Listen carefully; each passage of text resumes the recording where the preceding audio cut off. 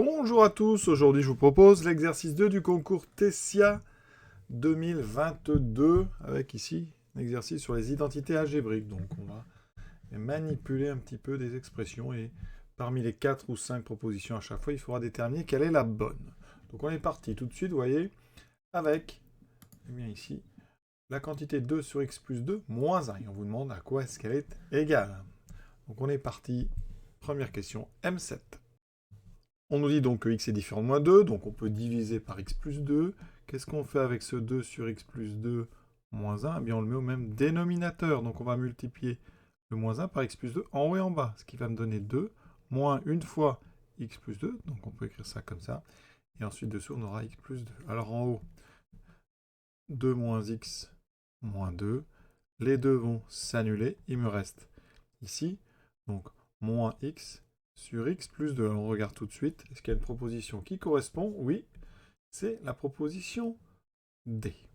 Alors une petite astuce ou une petite remarque, on peut éliminer des fois des propositions en remplaçant x par des valeurs particulières. Par exemple ici, si je remplace x égale 0, x par 0, un 2 sur x plus 2 moins 1 doit valoir combien? Ça fait 2 sur 2 moins 1, ça doit faire 1 moins 1, ça fait 0. Donc vous remplacez x par 0, ça doit faire 0.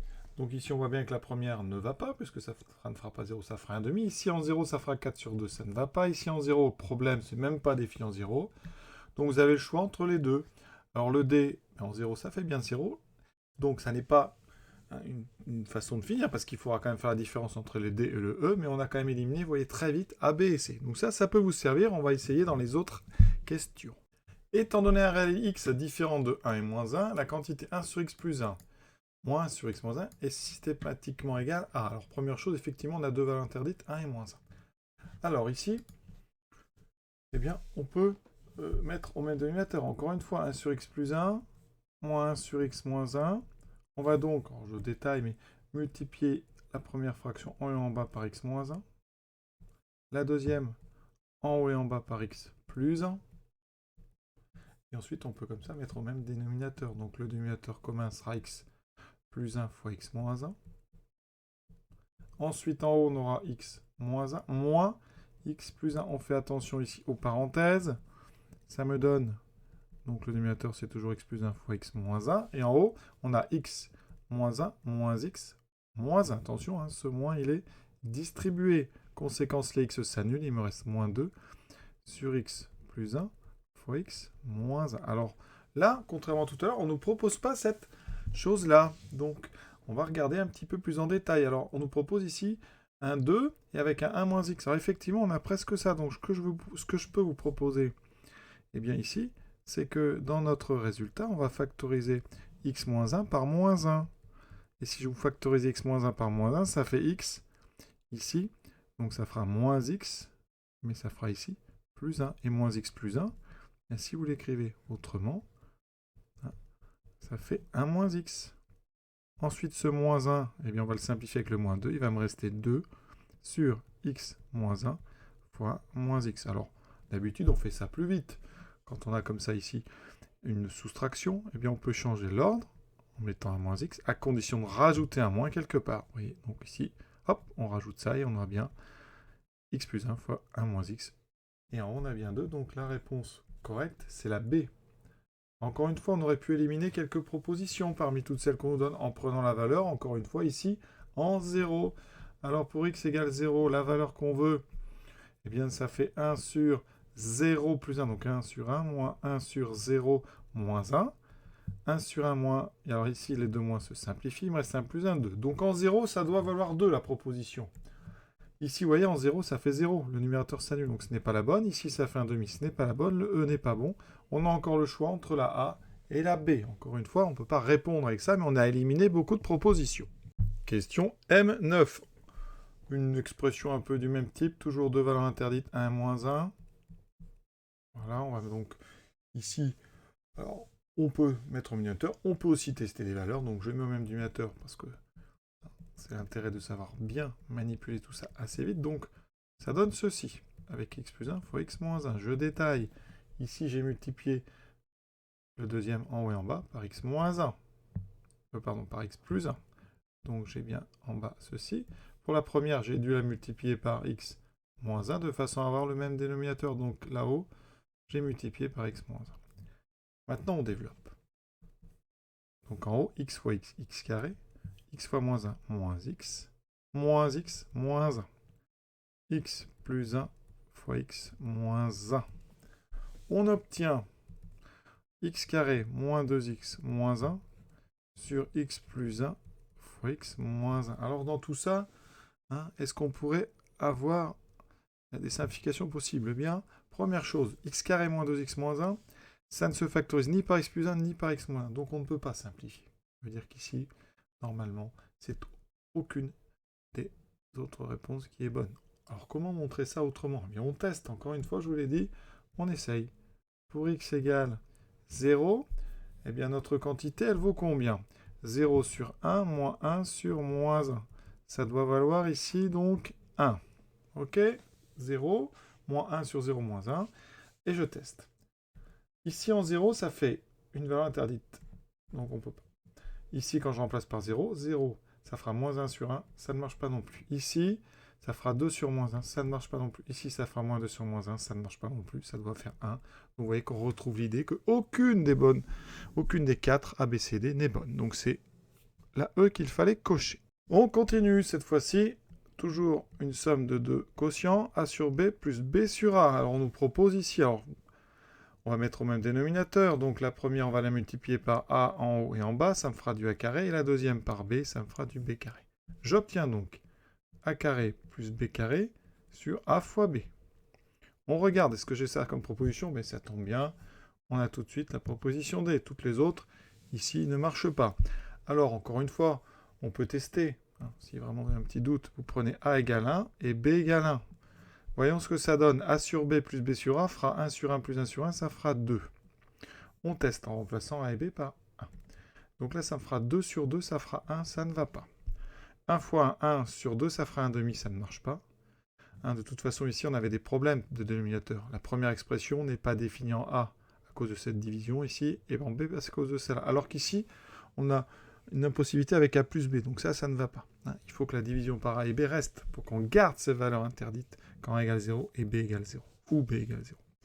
Ici, A plus B sur A moins B, si je remplace A et B par 1, ça fait 2 sur 1, ça fait 2. Donc là, celle-là, elle fonctionne. Vous voyez, donc, si vous voulez faire la différence entre deux, on peut tester d'autres valeurs. On peut prendre, par exemple, A égale 2, B égale 2. Et on voit ce que ça donne pour A égale 2, B égale 2. Mon expression vaudra 2 sur 2 plus 2 sur 2, ça vaudra 2. D'accord? Ici, eh bien, en remplaçant A et B par 2, ça fait 2 et 2, 4 sur 4.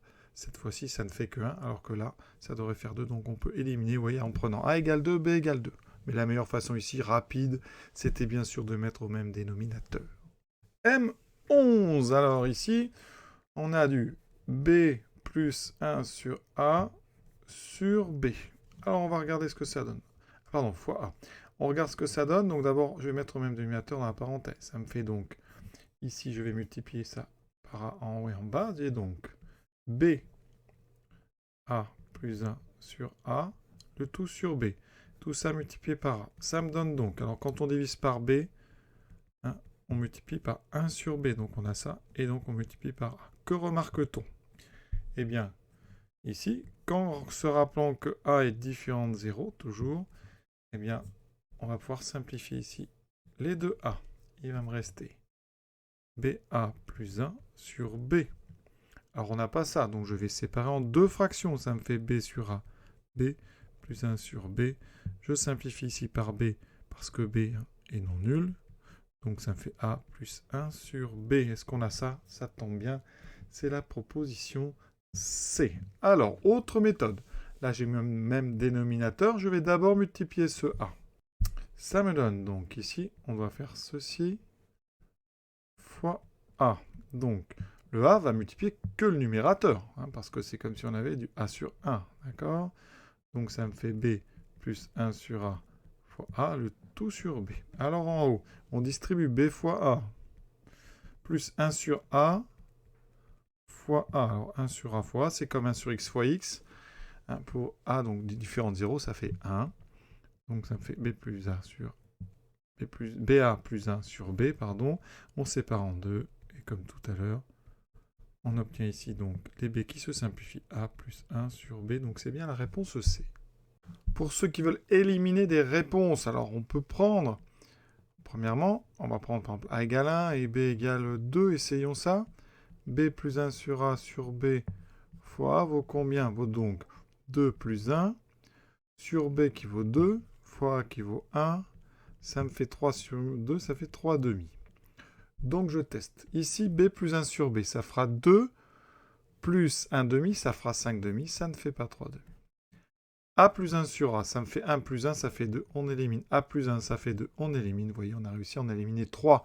Alors bien sûr, le A plus 1 sur B fonctionne, parce que ça fait 1 plus 1 demi, ça fait bien 3 demi. Mais encore une fois, ça ne permet pas de savoir quelle est la bonne, mais ça permet d'en éliminer quand même 3. Il nous reste donc une question à choix multiple, M13, et après il nous reste L1, c'est une question à réponse brute, c'est-à-dire qu'on vous demande un résultat final sans expliquer, sans justifier.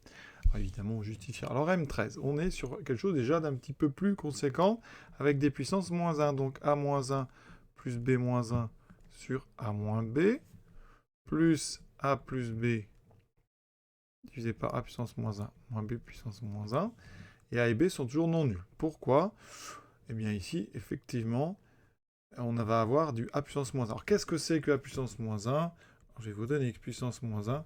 C'est défini comme étant 1 sur X. Évidemment, ça veut dire que X doit être différent de 0. Voilà pourquoi A et B sont non nuls. Ensuite, on a ici A moins B. Donc A doit être différent de B. Voilà pourquoi aussi on prend A et B distincts. Alors, ça donne quoi? Alors, je vais remplacer A puissance moins 1 par 1 sur A. Ça fait 1 sur A plus 1 sur B. Sur A moins B plus A plus B sur 1 sur A moins 1 sur B. Alors, on va mettre au même dénominateur déjà toutes nos fractions. Ça donne donc, alors celle-ci, on va mettre, alors, je rajoute pour que tout le monde comprenne bien, je multiplie par B ici, et par A ici. Pareil ici. J'obtiens donc, ici B plus A, donc on va écrire A plus B sur AB, divisé par A moins B, plus A plus B, divisé par donc ici B moins A sur AB. On a 3 étages, il faut en enlever un. Donc quand on divise A plus B sur AB par A moins B, c'est qu'on le multiplie par son inverse. Ici, on divise A plus B. Donc ça veut dire qu'on multiplie donc A plus B par l'inverse du dénominateur, c'est-à-dire A fois B sur B moins A. Un petit peu de travail quand même. Alors ici, on a un B moins A, là on a du A moins B. Donc on va transformer ça. D'accord? Donc première chose, j'ai A plus B sur AB fois A moins B. Ensuite, ici, j'ai A plus B fois AB sur B moins A. Donc, on va changer. Ça sera moins A moins B. Et maintenant, on a presque un dénominateur commun. Donc, il faut rajouter un petit peu des choses. Parce que là, il me faut du AB ici. J'en ai pas. Alors, donc, ça me fait A plus B sur AB fois moins B. Ça, on n'y touche pas. Ensuite, ce moins, on va le mettre devant. Voilà. Le haut, on va multiplier donc en haut et en bas par AB. Donc ici, je vais avoir A carré, B carré. Parce que AB fois B, ça fait A carré, B carré.